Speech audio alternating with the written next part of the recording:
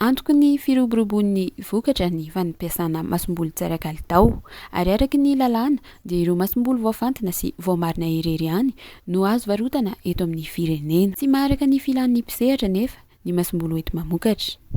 Arak'izany dia nanatanteraka atrikasa fakakevitra eny anivon'ny faritra momba ny fanavaozana ny lalàna mifehy ny masomboly ny ministeran'ny fambolena sy ny fiompiana tamin'ny alalan'ny sampandraharaha misahana ny fanaovan-dalàna sy ny fandalinana ny 2020 sy ny 17 aprily 2020 sy 2020 tao Fianaratsoa faritra Matsiatra Ambony. Zava-dehibe ny fotoanantsika androany satria atrikasa izay fakakevitra hoentina hanavaozana ny lalàna izay fehy ny famokarana masomboly.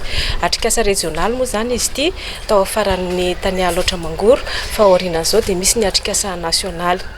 Zava-dehibe satria napetraky ny fitondram-panjakana oviana ny fanatratrarana fahafitan-tena ara-tsakafo. Raha tiantsika ho tratry nefa izany fahafitan-tena ara-tsakafo izany dia tsy maintsy tokony hampitomboantsika amin'ny vokatra. Ka ny masomboly dia tena singa iray lehibe hoentina mampitombo izay vokatra izay eto amin'ny tany sy ny firenena.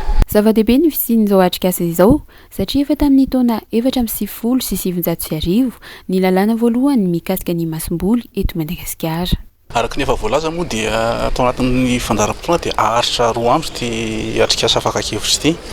Ary rehefa vita izay fakakevitra izay dia efa afaka miroso avy hatrany amin'ny fanangonana ireo lohahevitra maromaro na teboka mavesa-danja ao anatin'ilay fandrafetana an'ilay lalàna. Dia ireo teboka ireo na karazana ohatran'ny hoe osaturan'ilay lalàna zany hoentina eo anivon'ny aroso eo anivon'ny fakakevitra manerana ny Madagasikara misy zany hoe atelier national zany. Misongadina ny vokatra ho an'ireo mpisehatra amin'ny famokarana masomboly. Tombony aloha zany aloha raha masomboly dia masomboly voamarina no ampiasainao. Izay aloha tombony ho an'ny mpamokatra tsotra. Ny tombony indray ho an'ny mpamokatra masomboly dia manana ny fahaiza-manao izy iny aloha amin'ny famokarana masomboly ary anisan'ny misy encadrement manokatokana misy atao aminy satria izy mpamokatra masomboly ary ny vokatra rehefa avy eo samy hafa amin'ny vokatra ny mpamokatra tsotra. Valeur ny vokatra ara-bola izay zany no manavaka ny hoe ity mpamokatra tsotra avy amin'ny vokatra masomboly voamarina sy ny hoe ity mpamokatra masomboly voamarina sy zany hoe ny vidin'izay masomboly izay ny vidin'ny vokatra izay zany no samy hafa izay ny isan'ny tombony ho an'ny mpamokatra masomboly.